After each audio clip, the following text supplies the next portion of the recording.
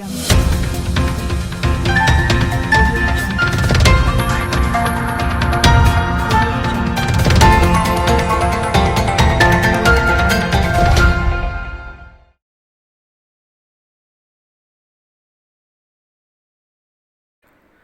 ಬಂಗಾರಪ್ಪನವರನ್ನು ಶಿಕ್ಷಣ ಸಚಿವ ಸ್ಥಾನದಿಂದ ಕಿತ್ತೆಸೆಯಬೇಕು.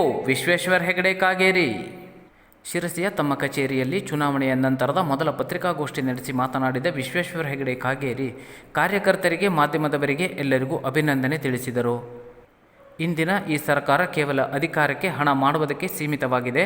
ಶಿಕ್ಷಣ ಇಲಾಖೆಯನ್ನು ಸಮರ್ಥವಾಗಿ ನಿರ್ವಹಣೆ ಮಾಡದ ಶಿಕ್ಷಣ ಸಚಿವ ಮಧು ಬಂಗಾರಪ್ಪನವರನ್ನು ಮುಖ್ಯಮಂತ್ರಿ ಸಿದ್ದರಾಮಯ್ಯನವರು ಉಚ್ಚಾಟನೆ ಮಾಡಬೇಕು. ಇವರು ಕೇವಲ ಒಂದೇ ವರ್ಷದಲ್ಲಿ ಗ್ರೇಸ್ ಮಾರ್ಕ್ಸ್ ನೀಡುವ ಮೂಲಕ ಶಿಕ್ಷಣದ ಗುಣಮಟ್ಟವನ್ನು ಹಾಳು ಮಾಡಿದ್ದಾರೆ.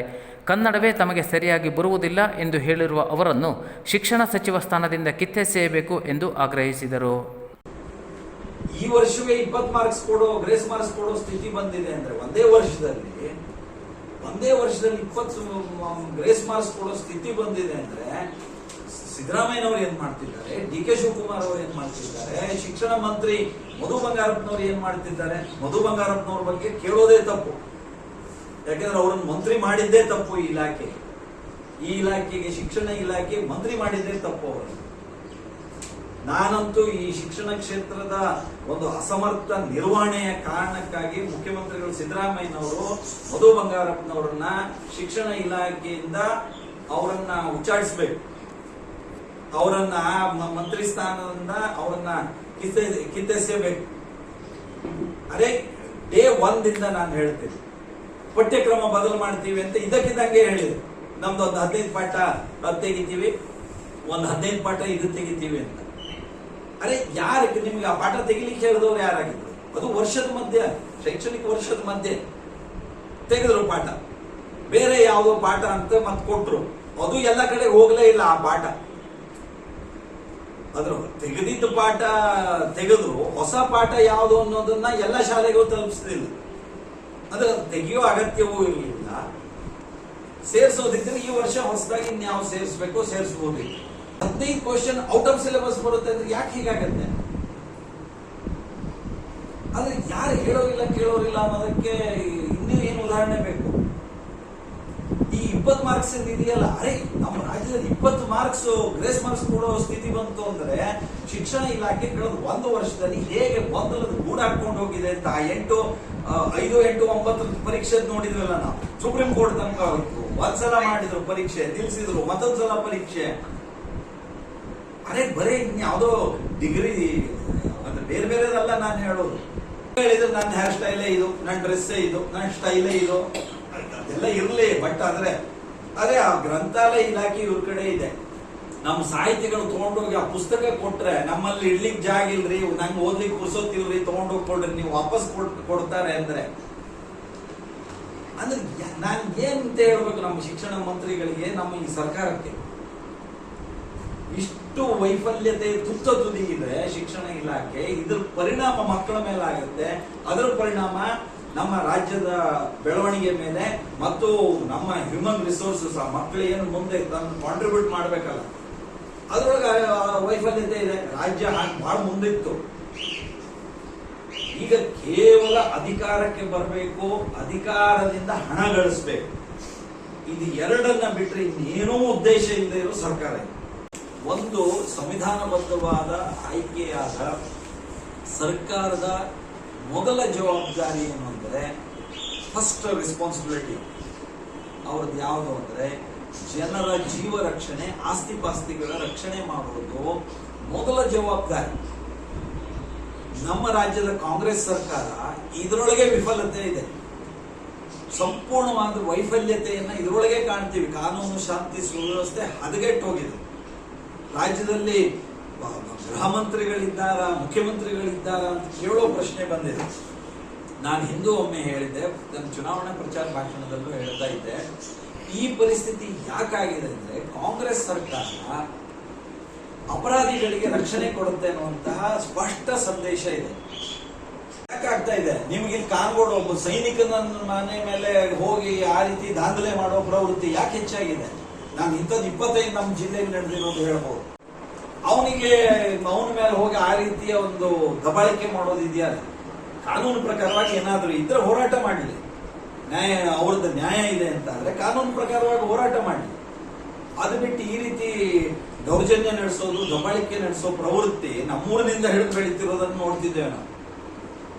ಹಾಗಾಗಿ ಇಡೀ ರಾಜ್ಯದಲ್ಲಿ ಈ ಸ್ಥಿತಿ ಇದೆ. ನಾನೇನು ನಮ್ಮೂರಿಂದ ಘಟನೆ ಹೇಳಿದಾಗೆ ಎಲ್ಲಾ ಊರವರು ಈ ರೀತಿ ನಾಟಕಾಗಿದೆ. ನಾನು ಯಲ್ಲಾಪುರಕ್ಕೆ ಹೋದ್ರೆ ಅಲ್ಲಿ ಹೇಳ್ತಾರೆ, ಹಳಿಯಾಳಕ್ಕೆ ಹೋದ್ರೆ ಅಲ್ಲಿ ಹೇಳ್ತಾರೆ, ಭಟ್ಕಳಕ್ಕೆ ಹೋದ್ರೆ. ರಾಜೀವ್ ಗಾಂಧಿ ಪುಣ್ಯ ಸ್ಮರಣೆ, ಹೊನ್ನಾವರ ಕಾಂಗ್ರೆಸ್ ಕಾರ್ಯಕರ್ತರಿಂದ ರಕ್ತದಾನ. ದೇಶದ ಸಾರ್ವಭೌಮತೆ, ಅಖಂಡತೆ ಮತ್ತು ಏಕತೆಗಾಗಿ ಹಗಲಿರುಳು ಹೋರಾಡಿ ಕೊನೆಗೂ LTTE ಉಗ್ರರ ಮಾನವ ಬಾಂಬ್ ದಾಳಿಗೆ ಗುರಿಯಾದ ರಾಜೀವ್ ಗಾಂಧಿ ಅವರ ಪುಣ್ಯ ದಿನಾಚರಣೆಯನ್ನು ಹೊನ್ನಾವರ ಬ್ಲಾಕ್ ಕಾಂಗ್ರೆಸ್ ಕಾರ್ಯಕರ್ತರು ರಕ್ತದಾನ ಮಾಡುವ ಮೂಲಕ ಅರ್ಥಪೂರ್ಣವಾಗಿ ಆಚರಿಸಿದ್ದಾರೆ ಎಂದು ಹೊನ್ನಾವರ ಬ್ಲಾಕ್ ಕಾಂಗ್ರೆಸ್ ಅಧ್ಯಕ್ಷ ಜಗದೀಪ್ ಎನ್ ತೆಂಗೇರಿ ಮಾಹಿತಿ ನೀಡಿದರು. ಅವರು ಮಂಗಳವಾರ ಹೊನ್ನಾವರ ಬ್ಲಾಕ್ ಕಾಂಗ್ರೆಸ್ ಕಾರ್ಯಾಲಯದಲ್ಲಿ ಏರ್ಪಡಿಸಿದ್ದ ಮಾಜಿ ಪ್ರಧಾನಿ ದಿವಂಗತ ರಾಜೀವ್ ಗಾಂಧಿ ಅವರ 33ನೇ ಪುಣ್ಯ ದಿನಾಚರಣೆಯ ಕಾರ್ಯಕ್ರಮವನ್ನು ಉದ್ಘಾಟಿಸಿ ನೆರೆದ ಕಾರ್ಯಕರ್ತರನ್ನು ಉದ್ದೇಶಿಸಿ ಮಾತನಾಡುತ್ತಿದ್ದರು. ದೇಶದ ಶಕ್ತಿ ಯುವಕರು ಎಂದು ನಂಬಿದ್ದ ರಾಜೀವ್ ಗಾಂಧಿ ಅವರು ತಮ್ಮ ಆಡಳಿತಾವಧಿಯಲ್ಲಿ ದೇಶದ ಯುವಕರಿಗೆ 21ನೇ ವಯಸ್ಸಿಗೆ ಬದಲಾಗಿ ಕೇವಲ 18ನೇ ವಯಸ್ಸಿಗೆ ಮತದಾನದ ಹಕ್ಕನ್ನು ನೀಡುವ ಮೂಲಕ ಲೋಕಸಭೆಯಲ್ಲಿ ಕ್ರಾಂತಿಕಾರಿ ನಿರ್ಣಯ ಕೈಗೊಂಡಿದ್ದರು ಎಂದು ಜಗದೀಪ್ ತೆಂಗೇರಿ ಹೇಳಿದರು. ಕೇವಲ 44ರ ಹರೆಯದ ಅತ್ಯಂತ ಚಿಕ್ಕ ವಯಸ್ಸಿನ ಪ್ರಧಾನಿ ಎಂಬ ಹೆಗ್ಗಳಿಕೆಯಿಂದ ಅಧಿಕಾರ ಸ್ವೀಕರಿಸಿದ ಮಾಜಿ ಪ್ರಧಾನಿ ದಿವಂಗತ ರಾಜೀವ್ ಗಾಂಧಿ ಭವ್ಯ ಭಾರತದ ಕನಸನ್ನು ಕಾಣುವ ಮೂಲಕ ದೇಶದ ಯುವಕರ ಆಶಾಕಿರಣರಾಗಿದ್ದರು. ಅಮೆರಿಕಾದಲ್ಲಿ ಕಾರ್ಯನಿರ್ವಹಿಸುತ್ತಿದ್ದ ಆಧುನಿಕ ತಂತ್ರಜ್ಞಾನದ ಪಿತಾಮಹ ಸ್ಯಾಮ್ ಪಿತ್ರೋಡಾರವರನ್ನು ಭಾರತಕ್ಕೆ ಕರೆತಂದು ಭಾರತದಲ್ಲಿ ಕಂಪ್ಯೂಟರ್ ಯುಗಕ್ಕೆ ರಾಜೀವ್ ಗಾಂಧಿ ಭದ್ರ ಬುನಾದಿ ಹಾಕಿದ್ದರು. ಇಂದು ಭಾರತದಲ್ಲಿ ಮೊಬೈಲ್, ಕಂಪ್ಯೂಟರ್ ತಂತ್ರಜ್ಞಾನ, digital India, make in India, banking ಕ್ಷೇತ್ರ ಇಷ್ಟೊಂದು ಎತ್ತರಕ್ಕೆ ಬೆಳೆದಿದ್ದರೆ ಅದು ದಿವಂಗತ ರಾಜೀವ್ ಗಾಂಧಿಯವರ ಶ್ರಮ ಎಂದು ಹೆಮ್ಮೆ ವ್ಯಕ್ತಪಡಿಸಿದರು. ದಿವಂಗತ ರಾಜೀವ್ ಗಾಂಧಿ ಭಾವಚಿತ್ರಕ್ಕೆ ಪಕ್ಷದ ಕಾರ್ಯಕರ್ತರು ಪುಷ್ಪ ನಮನ ಸಲ್ಲಿಸಿ 1 ನಿಮಿಷದ ಮೌನ ಆಚರಿಸಿ ಶ್ರದ್ಧಾಂಜಲಿ ಸಲ್ಲಿಸಿದರು. ರಕ್ತದಾನ ಕಾರ್ಯಕ್ರಮವನ್ನು ಕುಮಟಾ ಬ್ಲಡ್ ಬ್ಯಾಂಕ್ನಿಂದ ಆಗಮಿಸಿದ ಡಾಕ್ಟರ್ ನಾರಾಯಣ ಮೂಡ್ಲಗಿರಿ, ಸಿಸ್ಟರ್ ಸರಳಾ ಫರ್ನಾಂಡಿಸ್, ವಸಂತ ಮಡಿವಾಳ ನಡೆಸಿಕೊಟ್ಟರು. ಕಾರ್ಯಕ್ರಮದಲ್ಲಿ ಬ್ಲಾಕ್ ಉಪಾಧ್ಯಕ್ಷ ದಾಮೋದರ್ ನಾಯ್ಕ್, ಜಿಲ್ಲಾ ಕಾಂಗ್ರೆಸ್ ಕಾರ್ಯದರ್ಶಿ ಬಾಲಚಂದ್ರ ನಾಯ್ಕ್, ಬ್ಲಾಕ್ ಹಿಂದುಳಿದ ವರ್ಗಗಳ ವಿಭಾಗದ ಅಧ್ಯಕ್ಷ ಕುಪ್ಪಗೌಡ, ಬ್ಲಾಕ್ ಪರಿಶಿಷ್ಟ ಜಾತಿ ವಿಭಾಗದ ಅಧ್ಯಕ್ಷ ಕೃಷ್ಣ ಹರಿಜನ್, ಬ್ಲಾಕ್ ಅಲ್ಪಸಂಖ್ಯಾತ ವಿಭಾಗದ ಅಧ್ಯಕ್ಷ ಜಕ್ರಿಯಾ ಶೇಖ್, ಇಂಟೆಕ್ ಜಿಲ್ಲಾ ಕಾರ್ಯದರ್ಶಿ ಕೇಶವ ಮೇಸ್ತಾ, ಸಾಮಾಜಿಕ ಜಾಲತಾಣದ ಬ್ಲಾಕ್ ಅಧ್ಯಕ್ಷ ರಾಮಕೃಷ್ಣ ನಾಯ್ಕ್, ನಗರ ಘಟಕದ ಅಧ್ಯಕ್ಷ ಚಂದ್ರಶೇಖರ್ ಚಾರೋಡಿ, ಬ್ಲಾಕ್ ಕಾರ್ಯದರ್ಶಿ ಶ್ರೀಕಾಂತ್ ಮೇಸ್ತಾ, ಸುರೇಶ್ ರುಕ್ಕು ಮೇಸ್ತಾ, ವಸೀಂ ಸಾಬ್, BCC ಕಾರ್ಯದರ್ಶಿ ಜ್ಯೋತಿ ಮಹಾಲೆ, ಮಾಜಿ ಪಟ್ಟಣ ಪಂಚಾಯಿತಿ ಸದಸ್ಯೆ ಸುಧಾ ನಾಯ್ಕ್, ಸಂತೋಷ್ ಮೇಸ್ತಾ, ಗಣೇಶ್ ಆಚಾರಿ, ಮಂಜು ಮುಕ್ರಿ, ಲಾರೆನ್ಸ್ ರೋಡ್ರಿಗಿಸ್, ವಾಸುದೇವ್ ಪುಲ್ಕರ್ ಇನ್ನೂ ಹಲವಾರು ಮುಖಂಡರು ಉಪಸ್ಥಿತರಿದ್ದರು. SSLC ಹಾಗೂ PUC ಪರೀಕ್ಷೆಯಲ್ಲಿ 90%ಕ್ಕಿಂತ ಹೆಚ್ಚಿನ ಅಂಕ ಗಳಿಸಿದ ವಿದ್ಯಾರ್ಥಿಗಳಿಂದ ಪ್ರತಿಭಾ ಪುರಸ್ಕಾರಕ್ಕೆ ಅರ್ಜಿ ಆಹ್ವಾನ.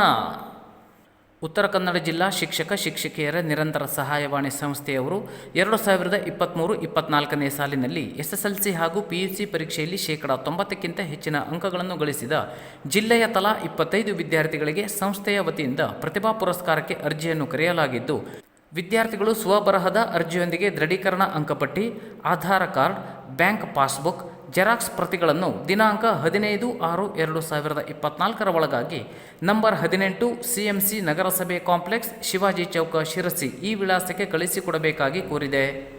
ಹಾಗೂ ಪ್ರತಿಭಾ ಪುರಸ್ಕಾರವನ್ನು ಜುಲೈ ತಿಂಗಳಿನಲ್ಲಿ ವಿದ್ಯಾರ್ಥಿಗಳಿಗೆ ನೀಡುವ ಸಮಯದಲ್ಲಿ SSLC ಮತ್ತು PUCಯಲ್ಲಿ ರಾಜ್ಯಕ್ಕೆ 10ನೇ ರ್ಯಾಂಕ್ವರೆಗೆ ಗಳಿಸಿದ ಜಿಲ್ಲೆಯ ಪ್ರತಿಭಾವಂತ ವಿದ್ಯಾರ್ಥಿಗಳನ್ನು ಗೌರವಿಸಿ ಸನ್ಮಾನಿಸಲಾಗುವುದು ಎಂದು ಅಧ್ಯಕ್ಷ ವಿಶ್ವನಾಥ್ ಗೌಡ ತಮ್ಮ ಪ್ರಕಟಣೆಯಲ್ಲಿ ತಿಳಿಸಿದ್ದಾರೆ. ಅರ್ಜಿಗಳನ್ನು ಕಳಿಸಿಕೊಡಬೇಕಾದ ವಿಳಾಸ ನಂಬರ್ 18 ನಗರಸಭೆ ಕಾಂಪ್ಲೆಕ್ಸ್, ಶಿವಾಜಿ ಚೌಕ, ಶಿರಸಿ 581401. ಹೆಚ್ಚಿನ ಮಾಹಿತಿಗಾಗಿ ಸಂಪರ್ಕಿಸಿ 9881 79177 ಅಥವಾ 08384 296094 ಅಥವಾ 74833 82074.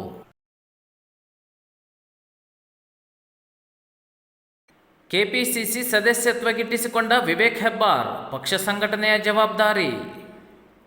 ಲೋಕಸಭಾ ಚುನಾವಣೆಯ ಸಂದರ್ಭದಲ್ಲಿ ಬಿಜೆಪಿಯಿಂದ ಕಾಂಗ್ರೆಸ್ಗೆ ಸೇರ್ಪಡೆಗೊಂಡ ಯಲ್ಲಾಪುರದ ಬಿಜೆಪಿ ಶಾಸಕ ಶಿವರಾಮ್ ಹೆಬ್ಬಾರ್ ಪುತ್ರ ವಿವೇಕ್ ಹೆಬ್ಬಾರ್ಗೆ ಇದೀಗ ಉಪಮುಖ್ಯಮಂತ್ರಿಗಳು ಕೆಪಿಸಿಸಿ ಅಧ್ಯಕ್ಷರೂ ಆದ ಡಿಕೆ ಶಿವಕುಮಾರ್ ಅವರ ಆದೇಶದಂತೆ ಕೆಪಿಸಿಸಿ ಸದಸ್ಯರನ್ನಾಗಿ ಪಕ್ಷ ಸಂಘಟನೆಯ ಮಹತ್ವದ ಜವಾಬ್ದಾರಿ ನೀಡಲಾಗಿದೆ.